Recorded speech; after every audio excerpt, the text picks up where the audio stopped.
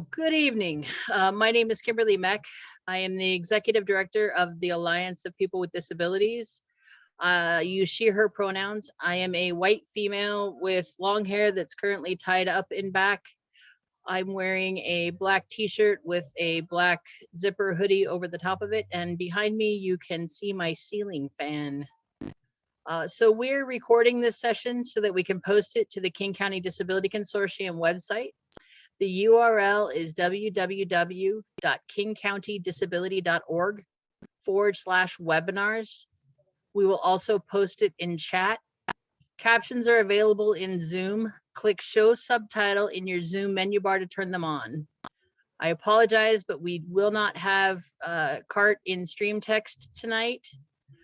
Please forgive us.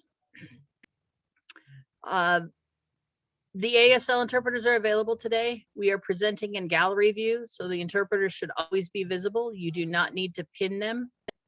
Please know that we have 2 interpreters, so if you pin the current interpreter, it could prevent you from seeing the active interpreter after an interpreter switch. You do not need to be on Zoom to access this event. We will read all questions aloud and voice any images on the screen so that content will be available to individuals calling in on the phone or who cannot see visual content. We will use both person with a disability and disabled person interchangeably, recognizing different people's preferences for person first or identity first language. So we're coming from many places today, and I would like to acknowledge the land where I'm joining from in King County is composed of the unceded lands and waters of the Muckleshoot, Snoqualmie, and Duwamish tribes, all of which are part of the larger Coast Salish indigenous peoples. We are grateful to live and work as guests on these lands and express the Alliance's deepest honor and gratitude to the land itself and to the Coast Salish people who were the first people on this land and remain here today. This land acknowledgement is one small act in the ongoing process of working to be in good relationship with the land and the people of the land. If you're interested in finding out whose land you're on, we will put a link in the chat for you to review. So let me orient everyone to this event. This is the 10th session of our Understanding Ableism monthly series. And these events are hosted by the King County Disability Consortium, which are comprised of over 40 disability serving organizations and individual disability advocates and activists. These Understanding Ableism events are led by the disability community, promoting disability justice within the King County enterprise. In previous sessions, we have covered defining ableism, racialized ableism, transportation, education, employment, the ADA, and reproductive rights. And in this month, we are covering ableism in healthcare. And I'm excited to have Kaylee with us today to moderate our panel. Kaylee, would you like to take it away? Yes, I would. Thank you. Hi, everyone. As Kimberly said, my name is Kaylee Duggar. I use she, her pronouns. I am a white woman with brown eyes and dark brown shoulder length hair. I'm wearing an orange mock neck long sleeve shirt, and there is a white wall and a white window with the blinds down in my background. I work at the ARC of King County as a resource coordinator, and I'm really excited to be here tonight to moderate a conversation about something that I'm personally very passionate about. I have been interacting with the healthcare system since the age of 7, when I contracted a rare and severe form of meningitis. This resulted in amputations of both of my legs below the knee, several of my fingers, and kidney failure. Because of this, I spent a lot of time in the hospital as a kid, having surgeries and going to therapy and doctor's visits. And with a lot of intensive physical therapy, I learned to walk on prosthetic legs and use them regularly for many years. But now I mostly use a wheelchair in my day-to-day. My wheelchair is a source of freedom for me because it gives me more energy and it allows me to do so much more than prosthetics alone ever could. But unfortunately, this is not what I was taught from my medical providers growing up, from the people who were helping me recover after my disease. To them, walking was the only reasonable goal, and wheelchair use and disability as a whole was understood solely as a negative. This narrow and purely negative understanding of disability is an example of ableism in the medical system, and it's really, really common. Medical ableism manifests in a lot of different ways, though, including everything from a doctor's bias and assumptions to an institution's rigid policies and refusal to provide accommodations. Even though we represent a quarter of the US population, disabled and deaf people getting healthcare must routinely deal with things like poor access to interpreter services, the absence of treatment instructions and educational materials in Braille and plain language, and the absence of equipment like mechanical lifts, wheelchair accessible weight scales, and height adjustable exam tables. The exorbitant costs of getting healthcare in this country is an additional barrier worth mentioning, because while this doesn't affect disabled people alone, our increased risk of living in poverty makes the cost of healthcare yet another example of medical ableism. Medical ableism leads to worse care and worse health outcomes for disabled people, and this harm is amplified for disabled Black, Indigenous, and people of color, immigrants, trans, and queer folks, and others who must simultaneously endure medical ableism, racism, and other forms of prejudice. As with all conversations about equity and about justice, it's crucial that we center disabled and deaf people when talking about the changes that need to be made to create a better healthcare system. So I'm thrilled to introduce you tonight to a fantastic panel of people who are here to share and discuss their lived experiences of medical ableism and what they think the steps that need to be taken to create an anti-ableist healthcare system. Dorian, would you like to introduce yourself first? Sure, that sounds great. This is Dorian Taylor, and I use my pronouns are they, them, he, him. I am a light-skinned, Black, young presenting, middle-aged person with ear length dark brown dreadlocks, and I have an orange long sleeve polo shirt on that's buttoned to the top. I have octagonal shaped brown glasses on, and my background is blurred. Yeah. Oh, and do you want me just to give the whole introduction? Sorry. That's okay. Yeah, if you could just tell us a little kind of a basic overview of your story. Yeah. I got into activism honestly through medical discrimination, and the medical discrimination mostly that I faced as an adult, but I grew up with cognitive and behavioral mental health disabilities, and experienced a lot of being blocked from medical care that and eventually caused I acquired my physical disabilities at a hospital trying to get medical care, and that in a violent way, and that led to a lot of the work that I do around disability justice and medical discrimination. Oh. Well, I'm so glad you're here with us. Yeah, thank you. Ariel, would you like to introduce yourself next and tell us a little bit about yourself?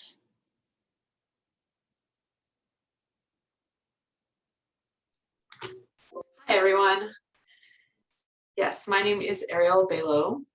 Oh, the light's gonna, it's automatic. I wasn't signing enough, seems like. Okay, so yes, I am Ariel Baylo. This is my sign name. My pronouns are she, her. And I'm a brown-skinned woman with black and pink hair and a green-blue long sleeve shirt. And I'm wearing a watch on my left wrist. I have a dark green background, and you can see a small plant to my right.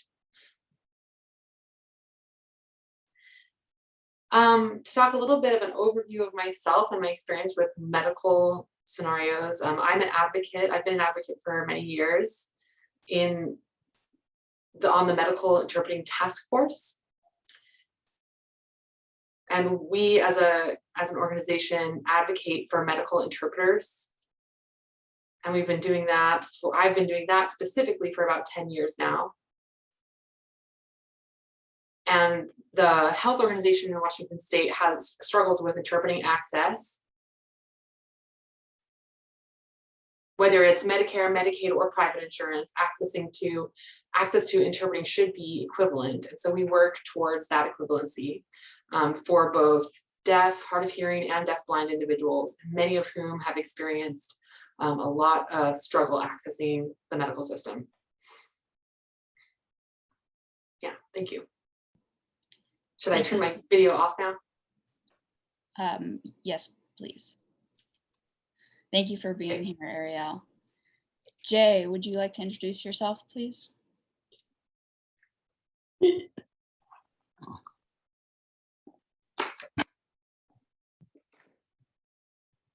Hi everyone, my name is Jay. I'm Information and Resource Coordinator here, the ARC of King County.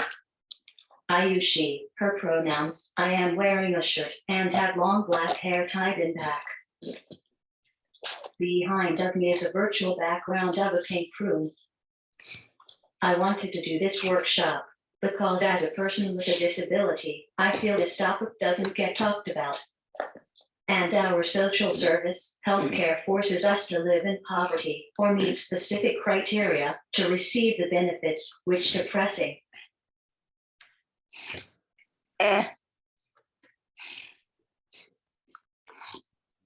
Thank you, Jay. I'm so glad you're here tonight.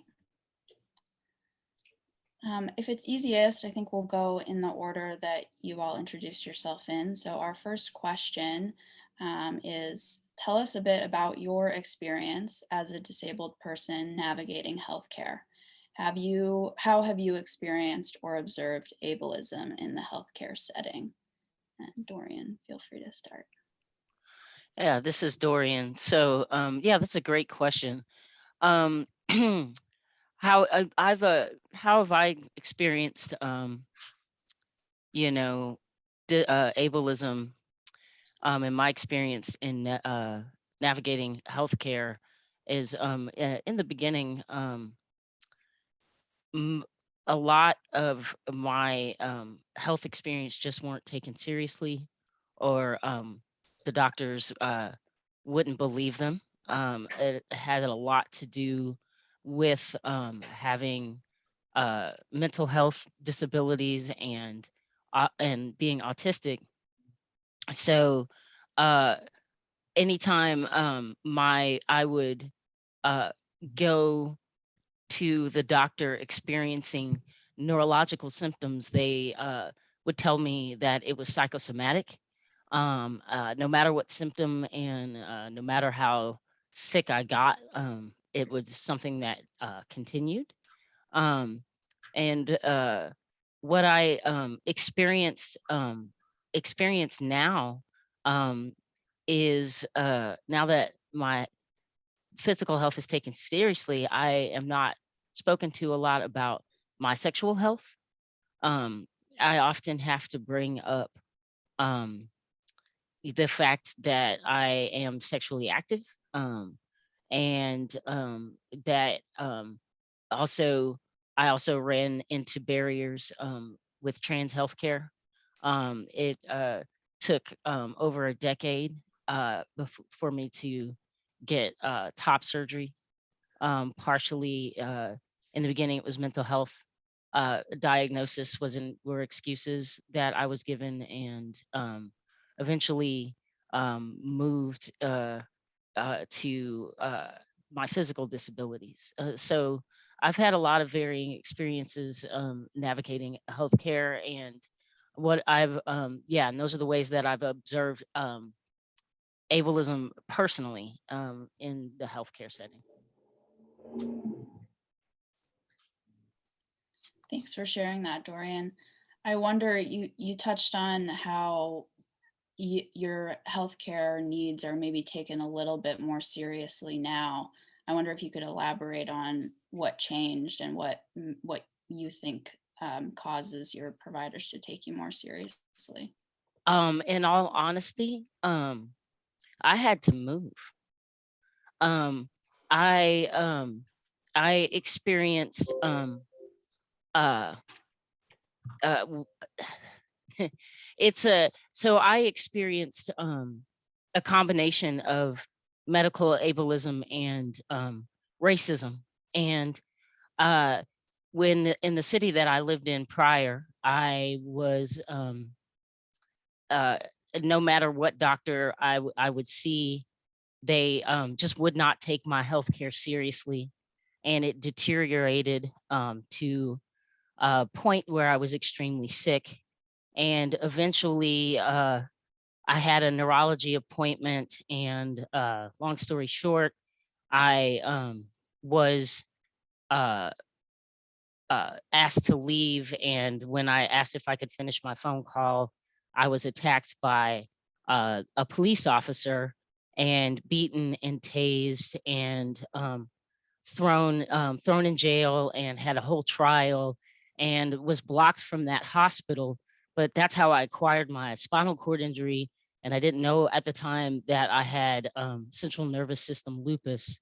And so my health began to deteriorate to a point that doctors were telling me that I had a black ball following my medical referrals, and they'd never seen anything like that.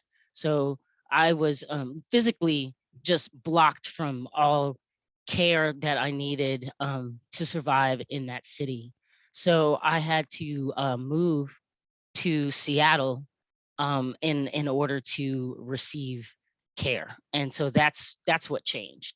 And I wasn't taken seriously at first until the doctor gave me checked my legs with the needle when when they are checking you for sensory dysfunction.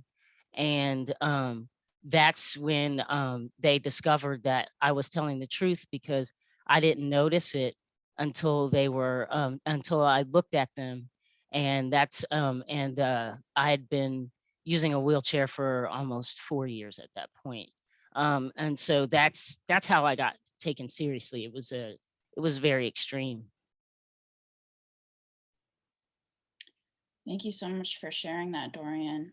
I feel like your perspective is such an important demonstration of that intersectionality of how you have to experience simultaneously ableism and racism, and that affects how you navigate the system.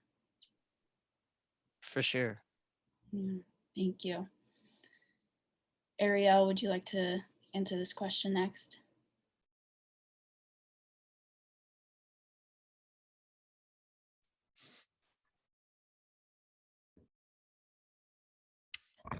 Okay, my experience in navigating healthcare in earlier days, it would really depend on where you went. Some hospitals were accommodating, and others, if I had to change systems because of health insurance or whatever and go to a different facility, they wouldn't have, I wouldn't have a good experience because the quality of interpretation provided would be insufficient. People wouldn't be familiar with medical terminology, and I would be extremely frustrated. So I eventually had to ask the doctor not to use specific interpreters because they weren't qualified in working with me. So it took a lot of time. And finally, the doctor was willing to set up a time just to write notes back and forth.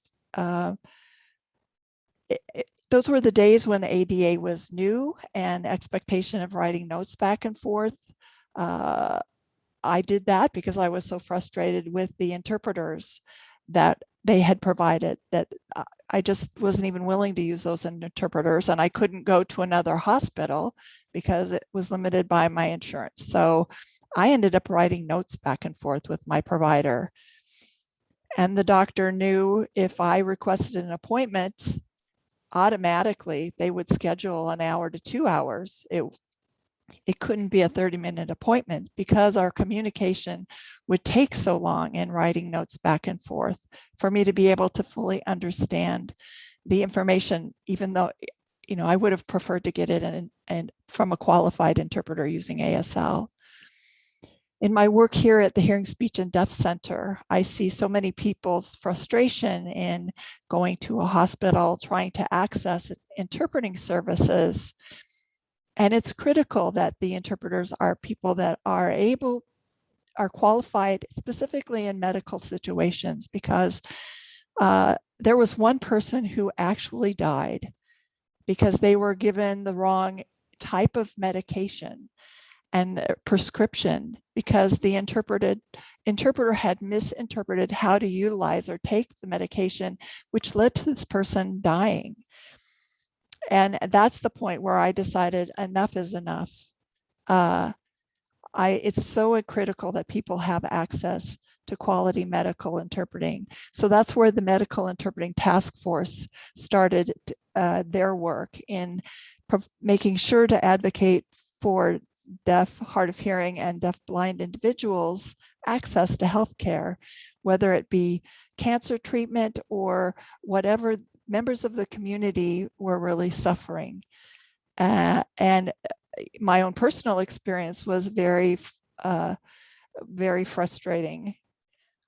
Other people, you know, people might have difficulty understanding medical information around prescriptions and given written information in English might be their first language. It's important that there be an interpreter there who can use the terminology necessary and not just a generally utilized interpreter. Sometimes people would use children's or family members to interpret, and I would totally discourage that. The hospitals are responsible for providing qualified interpreting services, so that, you know, those are the types of things people encounter in the system. So. Wow, thank you for sharing that. It's such a, it's so clear that not all interpretation is created equal. And I think that's obviously not well understood in the medical field.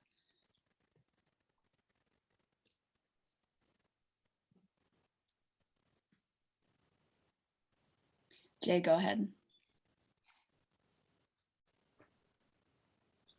I know a lot of people with disabilities, including me, who don't have access Medicaid, and most disability services are Medicaid funded, which means they cannot use them. For example, they are not eligible for Medicaid, so they cannot have caregivers. In this case, they have their family members support them with their personal needs. If the individual is an adult, this makes it even harder for them to be as independent as they would like. If you don't qualify for Developmental Disabilities Administration, DDA, that leaves you with almost nothing. Washington State has only DDA as a main resource, which leaves out many people with disabilities who are immigrants or are less impacted by their disabilities. Our social services are based on defect model, and people need to be impacted greatly by their disabilities to get the services, otherwise they can't receive anything. Thank you, Jay, for touching on some of the really systemic issues and the problems with the maybe more, the more systemic sources of ableism that we see in our insurance system. Let's move on to the next question, which is, disabled and deaf people are less likely to receive high quality, timely healthcare and more likely to experience worse outcomes. In what ways has your care and overall health been impacted by ableism?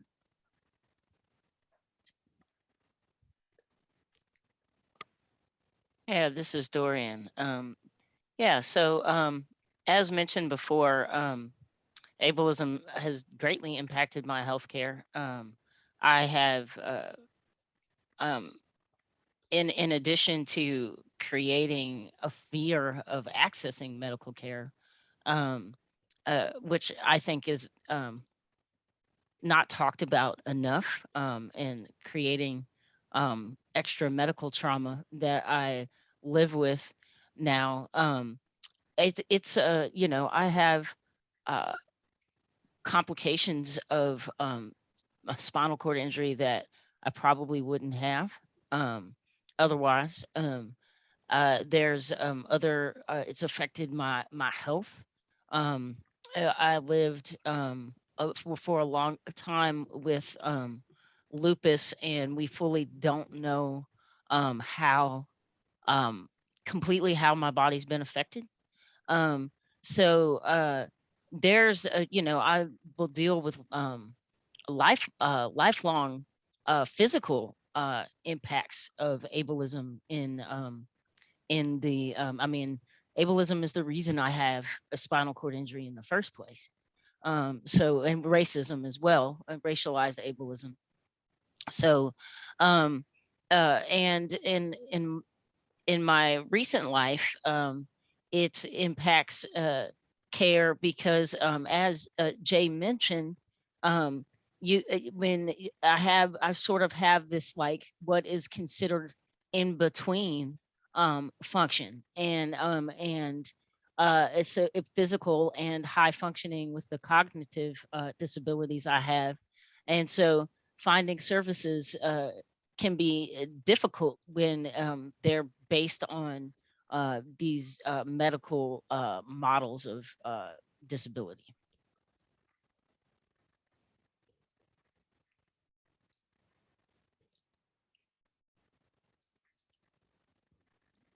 Yeah, thank you for bringing up that medical model of disability. For anyone who hasn't heard of that before, the medical model of disability is it's basically a deficit model that views disability as a inherently bad thing that needs to be in some way treated or cured.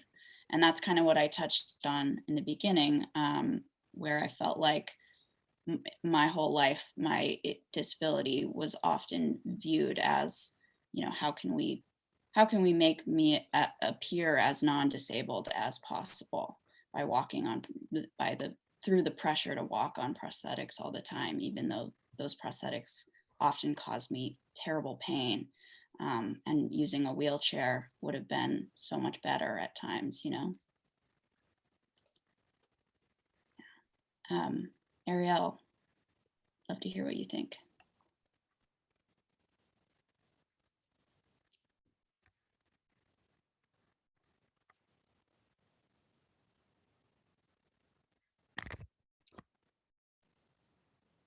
I'd say, as far as experiencing worse outcomes, you know, it really depends on the access to interpreters. I've seen other friends and colleagues and community members who have experienced a frustration of having an appointment with an eye doctor or a dentist or another type of provider, making that appointment, and then trying to request accommodation as far as interpreting services, saying that, well, no, we can't find someone. So the appointment would be rescheduled or postponed numerous times over and over again, until often people would just say, well, forget it, or I'm going to drop this because I'm not able to get in and be seen because of no accessibility.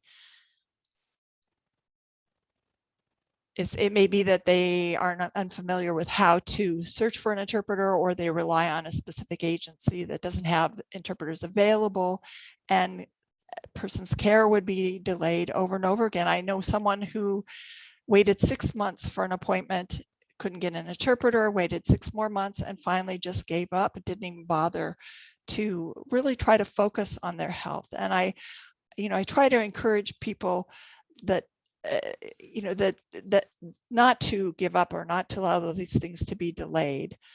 An interpreter is not available. If it's not available from one agency, you need to try to find another agency or someone else that can provide those services. And not just send it to one particular agency. But it's important that the the appointment be kept rather than delaying it because of lack of interpreting services, because eventually people give up. It's been extremely frustrating. You know, people don't have access to interpretation for their doctors, their dentists, their eye doctors, and it's extremely frustrating. They don't get served.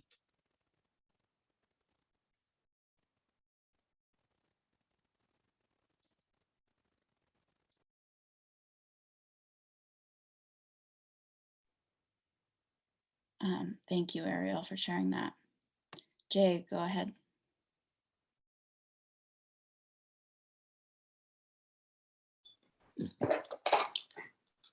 Because I make too much money. According to the state's criteria, I cannot access Medicaid, and most disability services are Medicaid funded, which means I cannot use them. And I need equipment and physical therapy, which are hard to get since they cost a lot.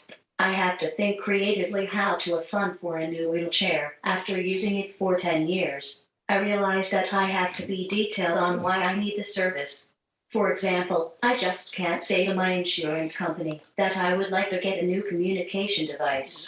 I would need to explain it is 10-year-old and has to be upgraded, but it can't because the device is too old. They would say you already have a device, so they can't accept my request if I'm not detailed.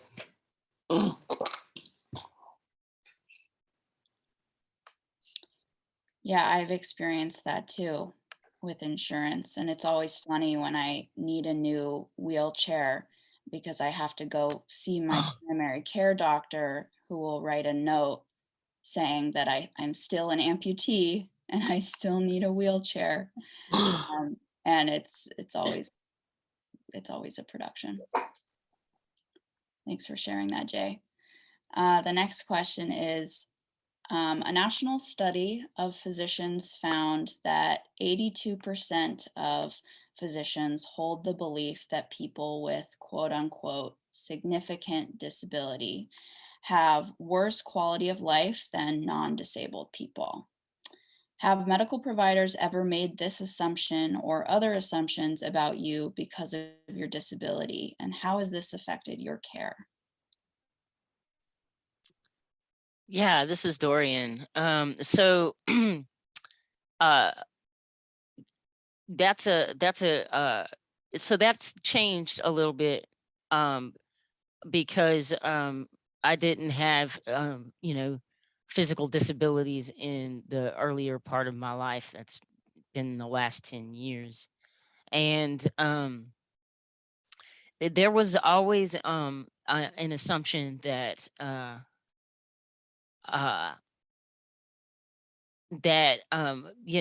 part of why I was treated the way I was is because of the assumption that I would be violent. I've noticed that because of being autistic and having grown up in institutions, doctors have always been surprised that I have a social life and that I have friends. I think there's this assumption that I would automatically be antisocial. And it in my physical, disabilities, there before my spinal cord injury was diagnosed, and I would finally get physical therapy, since they couldn't find out why because they couldn't know why they didn't know why I couldn't walk. I couldn't get physical therapy to help me. Sorry, there's a train in the background. I couldn't get physical therapy to help me improve my life in a wheelchair, or even learn how to use one in my everyday life. I could only get physical therapy to help me improve my ability to walk, which was traumatic because I'm incomplete. I can bear weight, but I can't walk. And so it was really damaging, to my body and mental health. But then I was denied physical therapy because you know, because I stopped. I refused to go after a while. Um, uh, and, you know, now that I have diagnosis, I don't really deal with that, but I do deal with, because I'm incomplete in this in this certain way that spinal cord injuries go. I'm like right in the middle where I have some feeling and some movement. And my last physiatrist was really focused on me trying to relearn to walk. Um, and really, you know, focused on how healthy, you know, I should use that in quotation marks, that I am, you know, saying that I would be this perfect candidate for trying to relearn to walk. But other than, you know, taking care of my bones, I actually have no desire to learn to walk again. And as mentioned before, if I became ambulatory in any way, it would be actually more difficult to get wheelchairs unless I buy them on my own. So that's kind of it. Thanks for that, Dorian. I think it's such an interesting thing that I feel like the assumptions that the doctors have about you are so impacted by racialized ableism. And it's not just one thing. There are so many different things that can just be assumed based on disability and based on race. And that really impacts your care. And then cost. I mean, yeah, the fact that it's just cheaper for you to get wheelchairs on your own, that's so interesting, and brings up the fact that the problem of ableism in healthcare runs deep to the capitalist nature of our system. Ariel, what about you?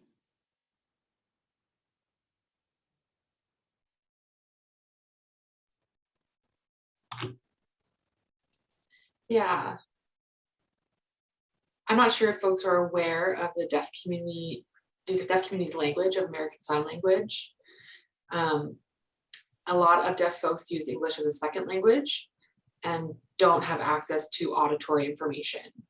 So like sirens and things like that. Whereas a lot of hearing people receive information through their ears passively, right, incidentally. And a lot of people from hearing families who are hearing will receive that information about health, about medical care, about medical systems passively through this incidental learning. And that is a privilege that many people aren't aware of having.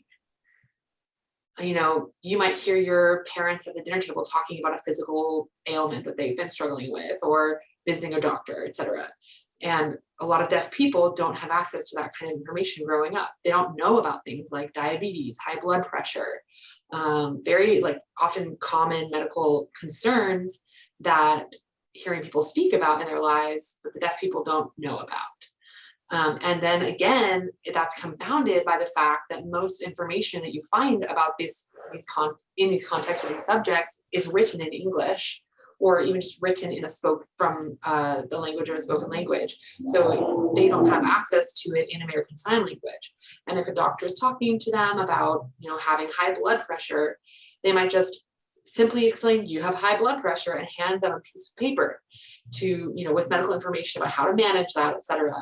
And that's not going to give the deaf person adequate information to manage their condition. So they rarely have full access to any of these kinds of very common medical information, even nutritional information. And a lot of people end up sort of not really being concerned about their health and things like that, because they just don't have an awareness that what they should be thinking about as they're getting older, for example, things like that. And of course, as we age, you know, our health changes and we have different experiences and different communities with that.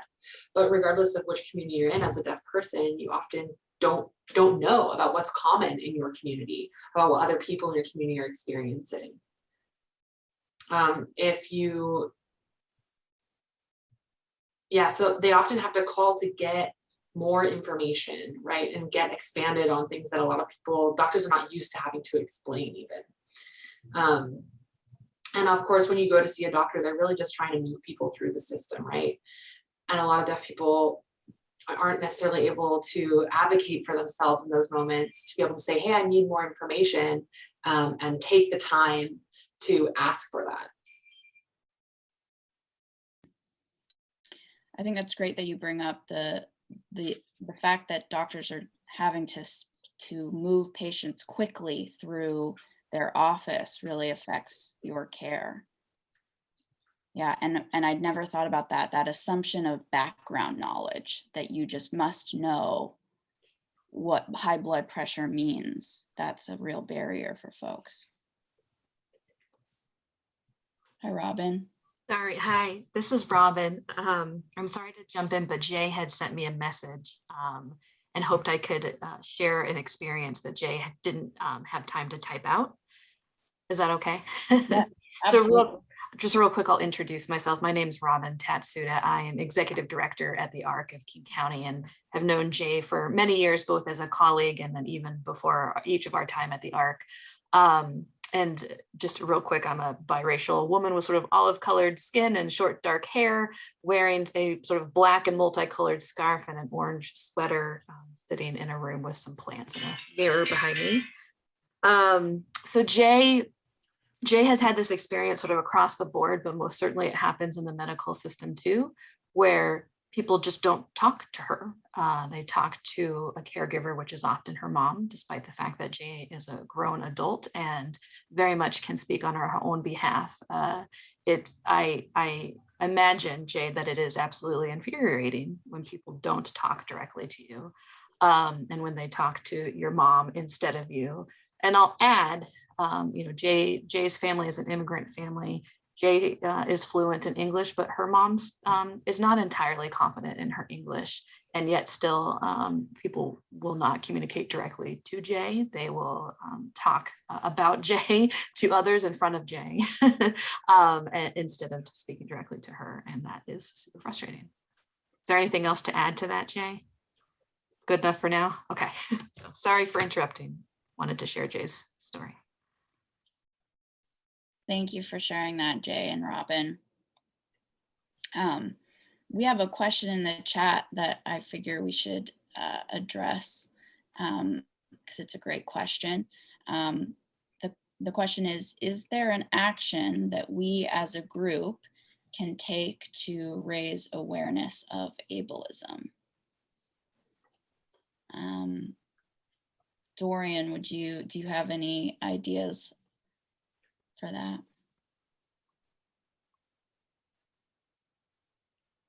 Yeah, this is Dorian.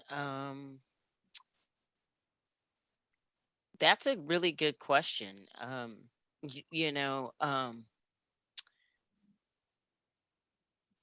have to think about that in all honesty. What can be an action that can be taken as a group, as I can't think of. I'll have to think on that. No problem. Yeah, we can come back to it. And if anyone else has any questions, please put them in the Q&A. We'll definitely have some time for questions, so we'd love to hear from you. Ariel, I wonder, do you want to answer this question now, or would you like to come back to it too?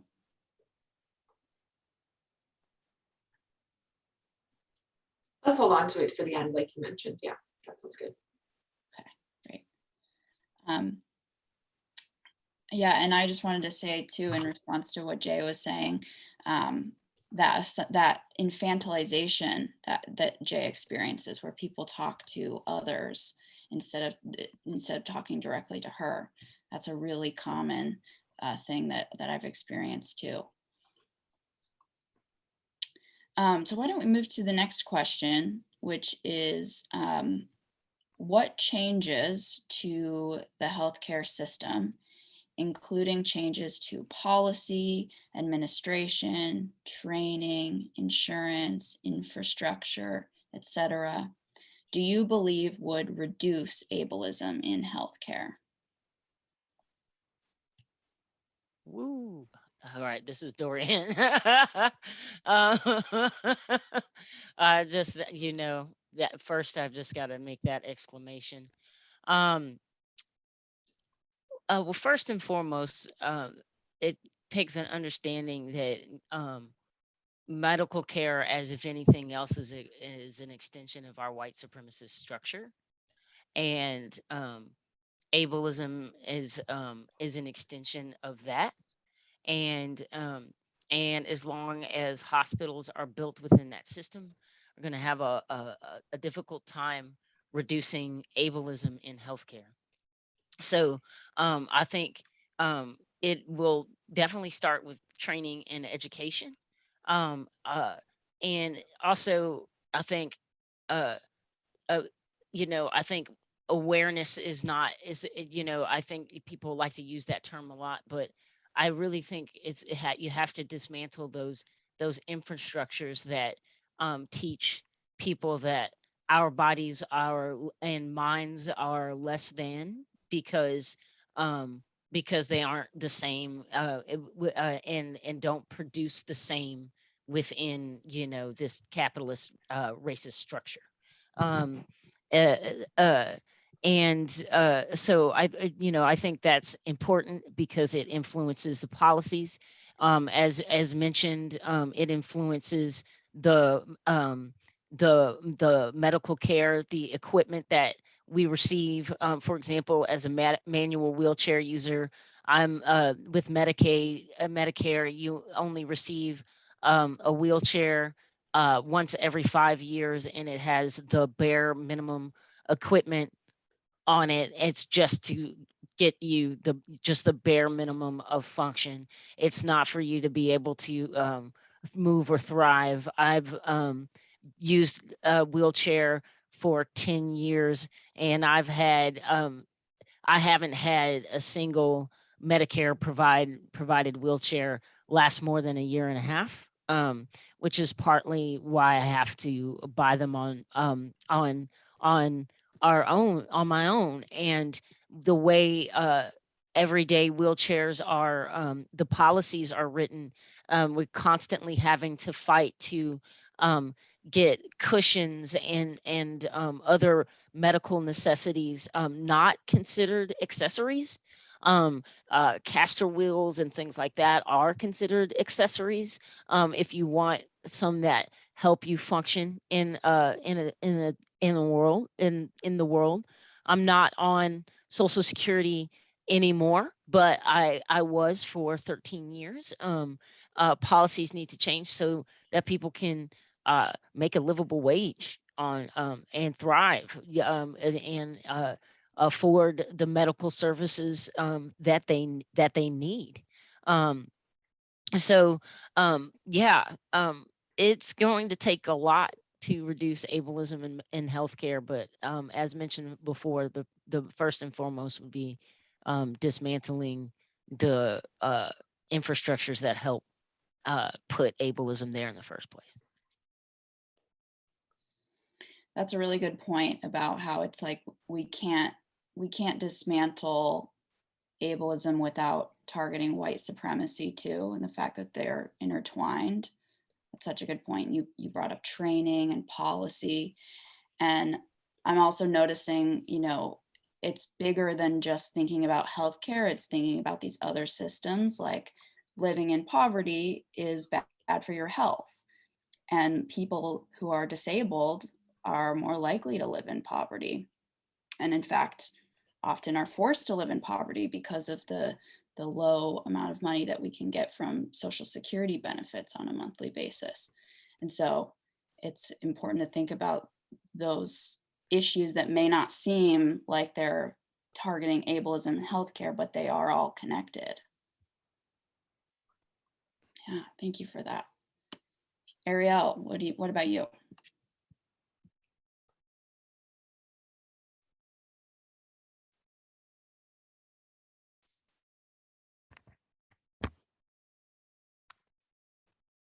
I was just reading in the newspaper this morning. I don't know if you saw the Seattle Times article about Kaiser Permanente.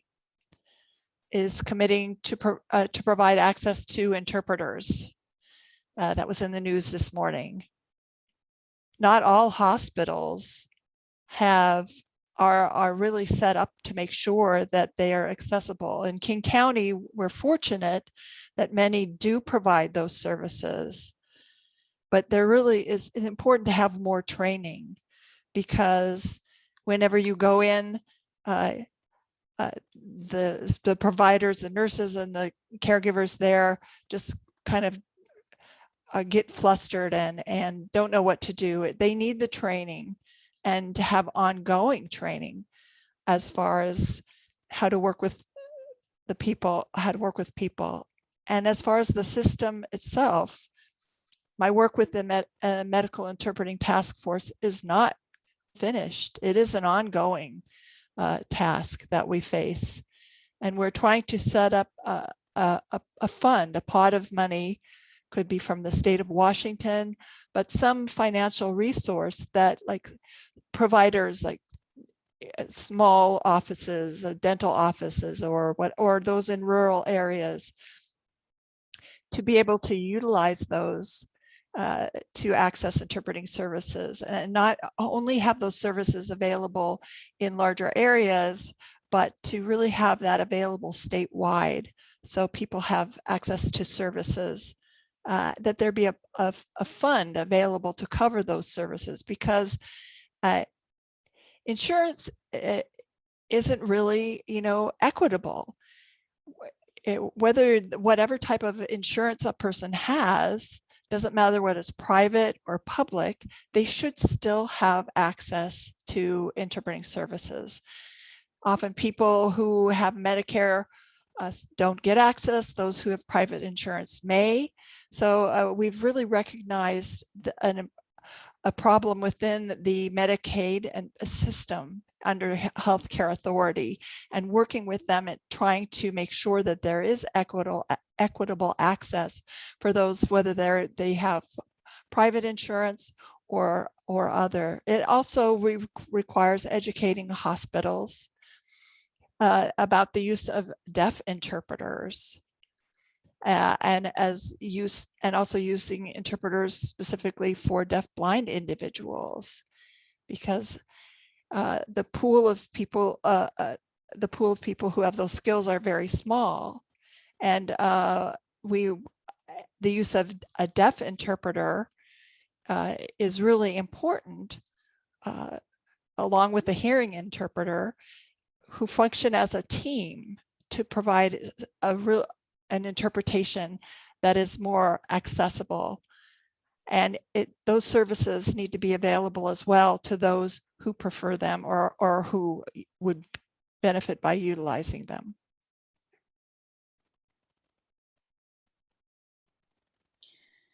Yeah, thank you for bringing up that issue of inequity. I mean, the expectation that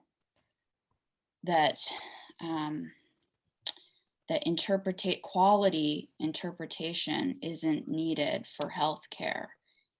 What you're saying is what it sounds like you're saying is that too many hospital systems and too many providers think that it's optional, when it's quite literally needed to actually provide quality care to deaf and hard of hearing individuals who use ASL.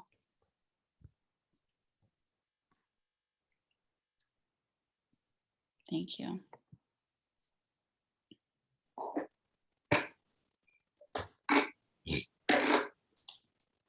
We need specialists who have disabilities, because almost all specialists are disabled. There are many researches on how to get rid of autism, and researchers spend $1 million on it. This really means that we want to get rid of individuals, and they are not worth to live. They push therapies and medical interventions such as medications or surgeries with the intention of minimizing the disability. You see this with cochlear implants or biotherapy. I rather would like to see those researchers spend all that money to support each individual to have a successful life. We need specialists who have disabilities and use social model which truly respects the disabled individual as a human being. It is an empowerment model that focuses on support and accommodations. Yeah, thanks for bringing up training, Jay, and also the lack of disabled and deaf physicians.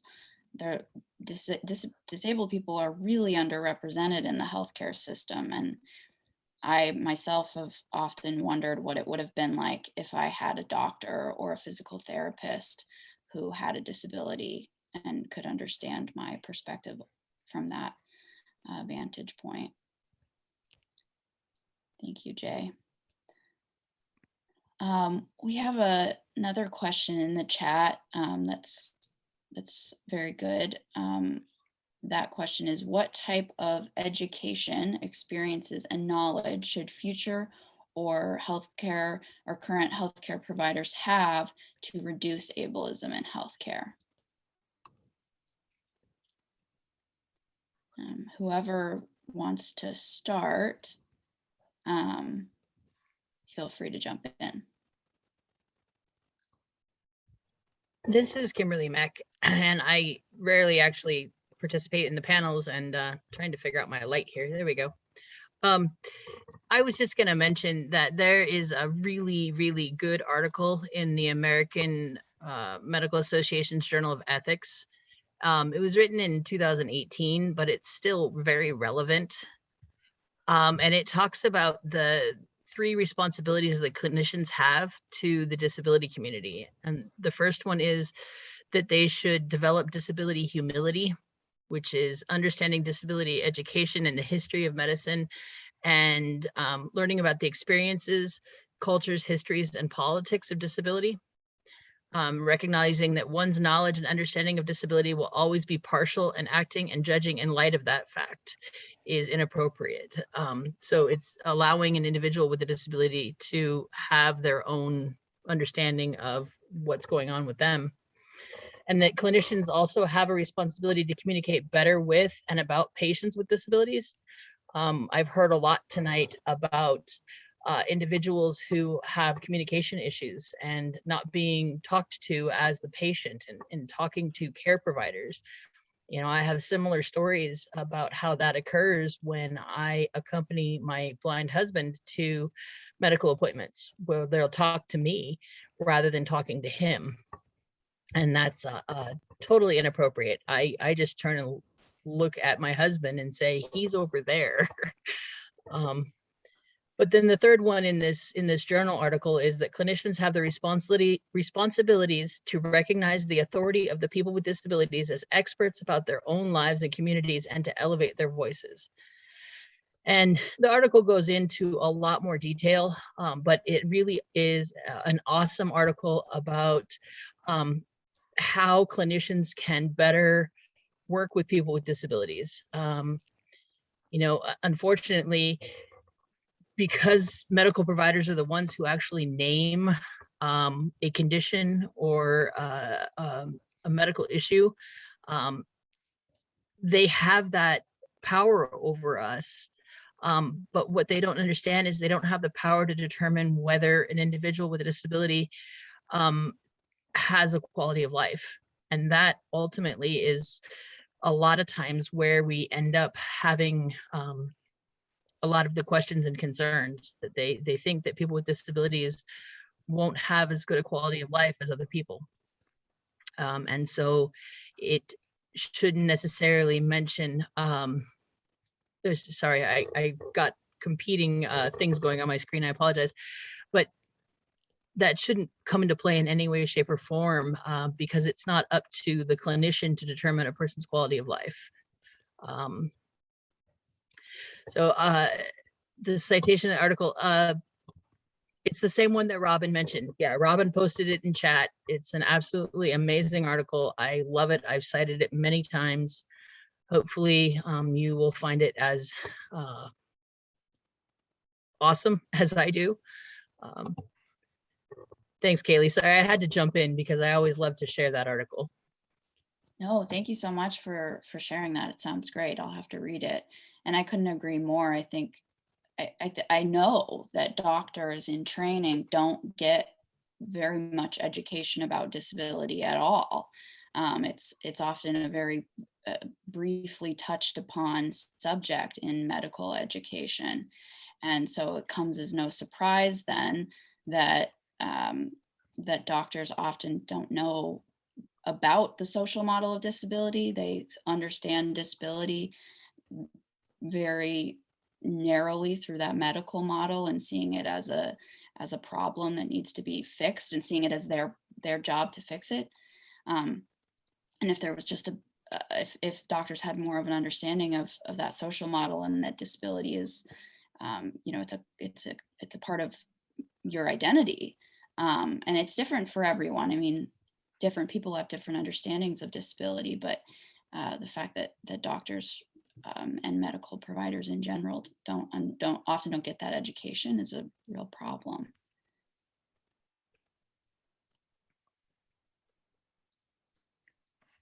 Do any other panelists have ideas about this question? About, just trying to find the question again, types of education, experiences, and knowledge that future or current healthcare providers could benefit from.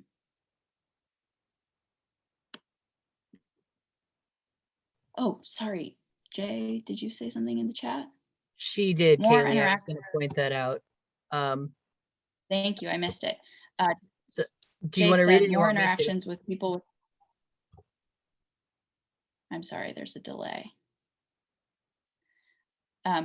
More interactions with people with disabilities, because that would be better than just training people.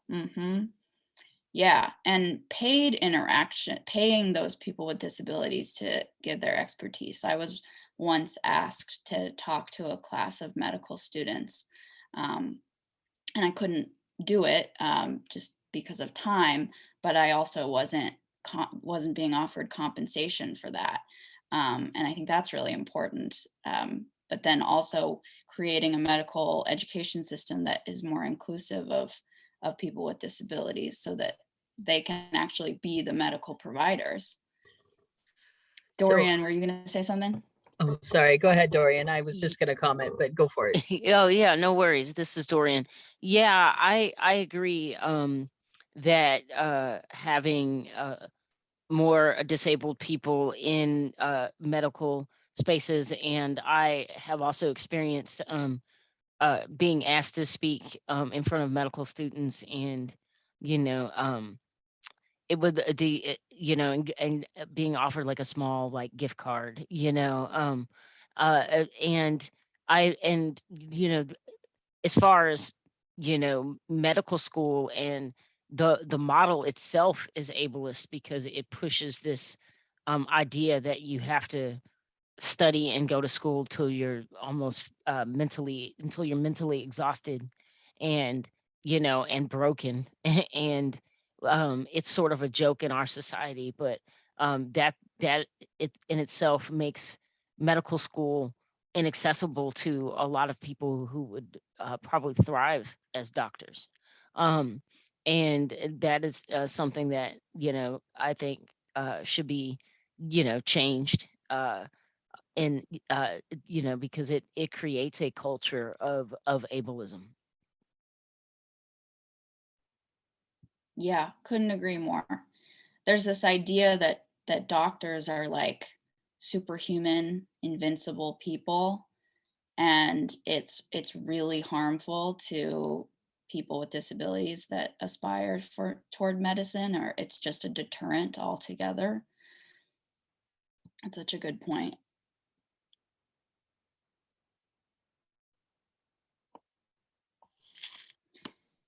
This is Ariel. Kimberly again.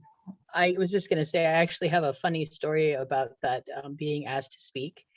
My husband was actually asked to speak to a group of medical students, and he presented a bill to the professor at the end because they weren't offering to pay him. And so he figured out what the quality of his time was worth, and he handed the guy a bill, and the university paid it, surprisingly. But yeah, there was absolutely no mention. I mean, historically, that's the unfortunate piece about people with disabilities. You know, we are our own best resources in being able to educate individuals about what our disability is and how it impacts us and how it affects us.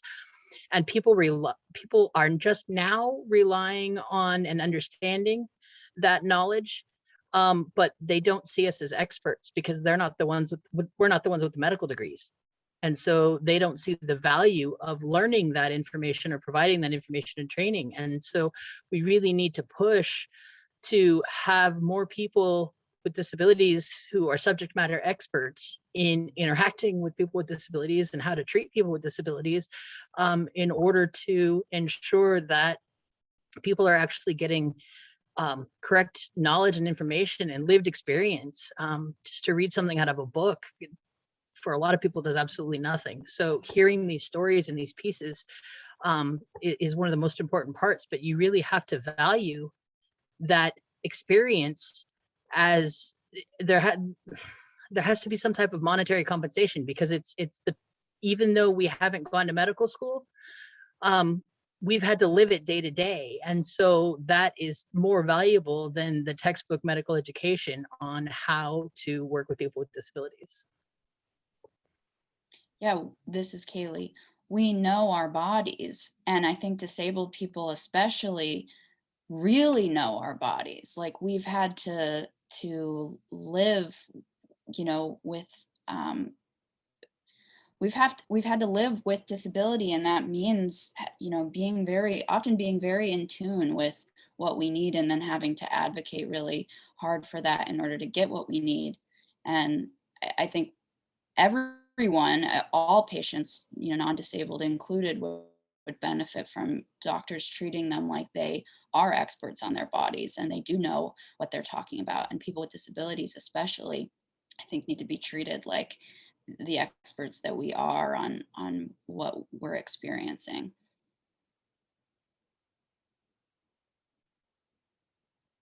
Jay says, even though I have a master's in social work, they often don't pay me. Yeah, that's a problem. And I think, the issue of payment, I think, like, talking about these things, it can be exhausting and also traumatic. Medical trauma is real. Dorian talked about that earlier. The thought of having to share your experiences with a group of medical students that may ask invasive questions, like, and especially if you have a master's of social work degree, you better be paid for that. That's work that you're doing. Hey, Kaylee, excuse me again. This is Kimberly. Excuse me again for interrupting. Ariel, somebody had a question in chat directed to you and wanted to know, can you share how you feel about video relay information instead of qualified and certified interpreters? And does it really benefit? Is there really a benefit for you and many? Doubt it, from Larry, who's deaf.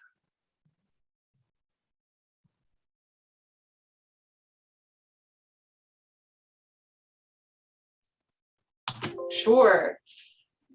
Yeah, so before COVID, there was the community had a high preference for in-person interpreters over video relay interpreters because it's hard to communicate through a video relay interpreter. But now, since COVID, we don't even call it VRI, we call it virtual relay interpreter or virtual interpreters. So we don't even use the word VRI at this moment.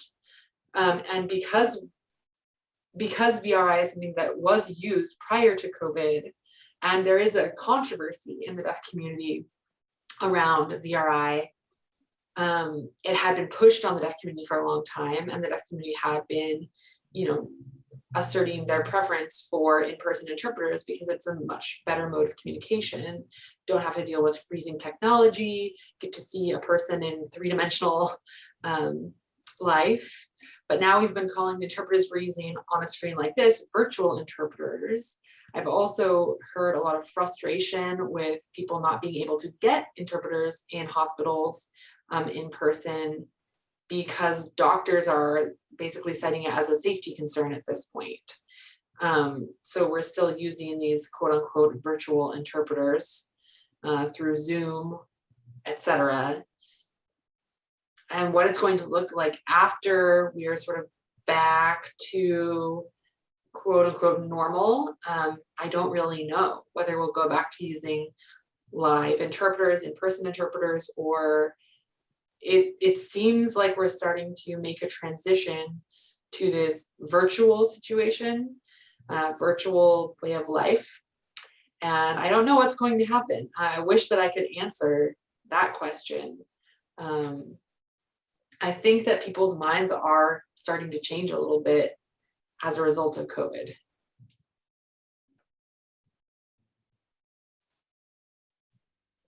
Thank you for sharing that, Ariel. We just got a question in the chat that says, are there other professionals in addition to doctors in the healthcare system, nurses, physician assistants, etc., that you've experienced ableism with and can influence and change the system? And I'll answer this first. I've interacted with a lot of nurses, a couple of PAs, physician assistants, nurse practitioners, and then a lot of doctors. And something I've noticed, something funny that I've noticed is that I sometimes think that professionals, including nurses, don't get education about wheelchairs. Like they usually know a lot about those wheelchairs you use in the hospital, like the sort of the ones that fold up. But whenever they see my wheelchair, they never know where the brakes are.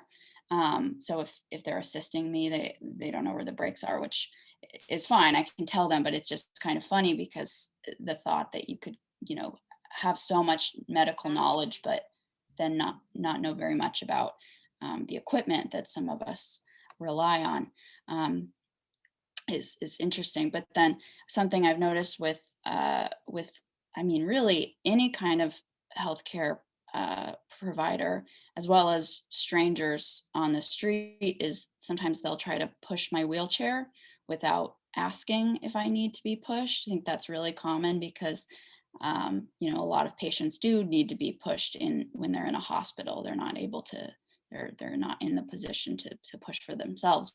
But out in the real world, I push myself all the time. Many wheelchair users do, or they have a motorized wheelchair where they don't need someone to do that for them.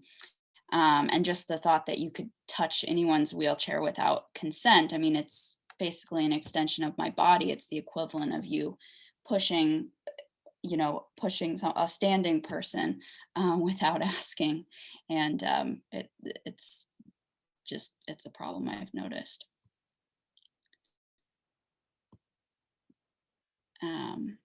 Dorian says in the chat, the doctor's offices are rarely wheelchair accessible and the tables are high. Yeah, I've noticed that too. And I think too, in combination with that, Dorian mentioned earlier that it's been difficult for them to get reproductive care. And there's been, the assumption that Dorian isn't sexually active, or that, that's not an option. And that's I've experienced that too, as well as reproductive health not being accessible, like stirrups at the gynecologist not being accessible. Of course, not having height adjustable tables, and which is a genuine barrier for accessing that crucial care.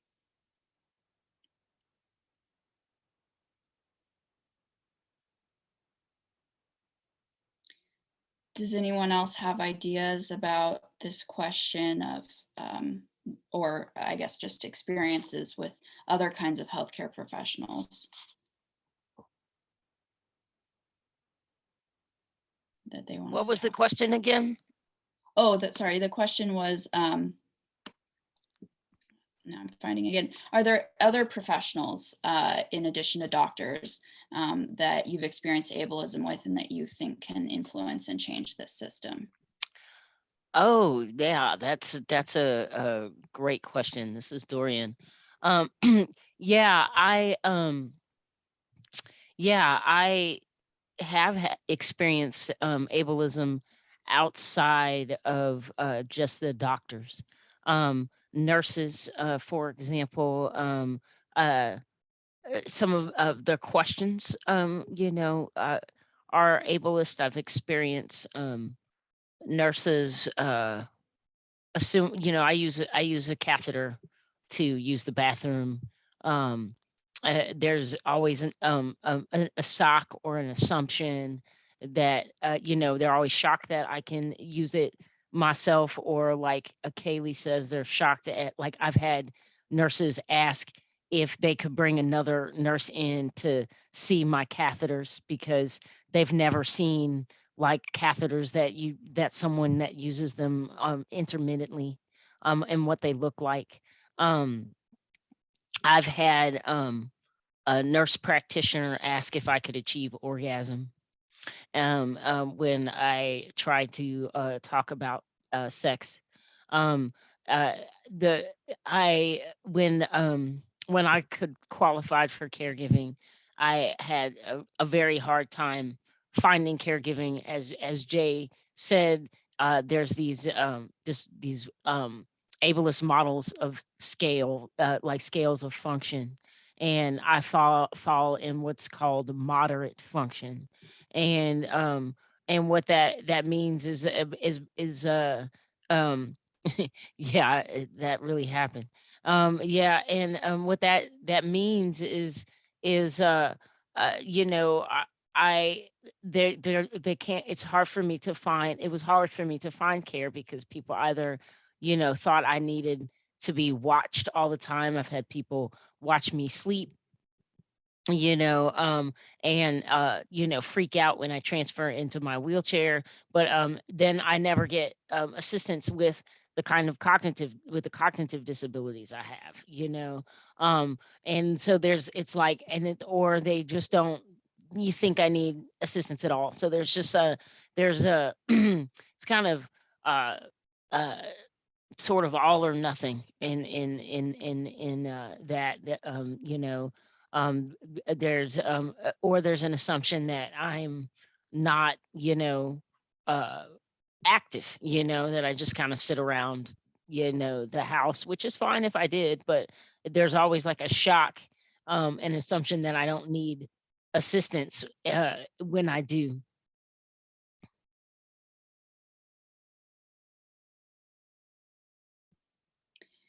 Yeah, I think it sounds like what you're touching on is kind of this hyper focus on visible disabilities and all the care and attention going toward visible disabilities, and rather than thinking about the needs of people with invisible disabilities, or if you have an invisible disability, you have needs that often doctors and providers don't know much about and completely ignore.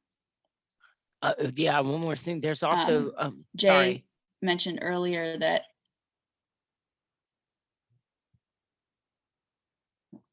go ahead. Sorry.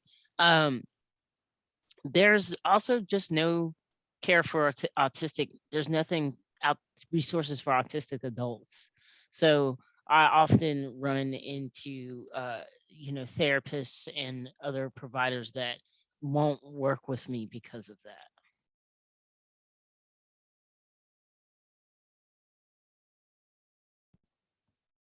Yeah.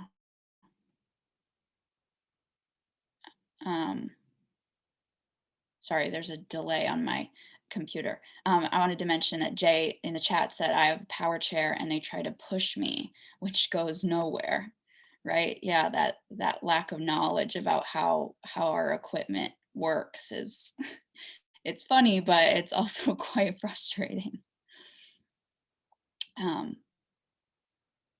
And then Jay also said providers often don't know how much equipment costs, and they are shocked by that. And I think that's true of equipment and a lot of medications in general. There's so much disconnect between what doctors are doing and then how much everything costs, and sometimes that's a real barrier. All right, well, thank you so much, everyone. This has been such a good panel. Jay, Dorian, Ariel, I really appreciate you for being here. Thank you all. This is Kimberly. Thank you all so much for being here. It's absolutely amazing, the impact of ableism, and every single time we have one of these sessions, it it just kind of floors me when I hear some of the things that people with disabilities have had to experience. You know, ableism starts from the beginning when you're trying to even find a medical provider in order to get services, all the way to scheduling, and then even to getting to the appointment, ensuring that you'll have the access that you need. So thank you to all of our panelists and to Kaylee. Been really wonderful to have you all here today, and to all of the attendees as well. As a reminder, this event was recorded and can be viewed on the King County Disability Consortium webpage at www.kingcountydisability.org/webinars. In our 11th edition of Understanding Ableism, we'll be discussing parenting with a disability, and that event will be 4:30 to 6 p.m. on the third Thursday of November on the 18th. Hope to see you all there. And thanks again, and have a great evening, everybody. And thank you for putting up with our technology challenges earlier today.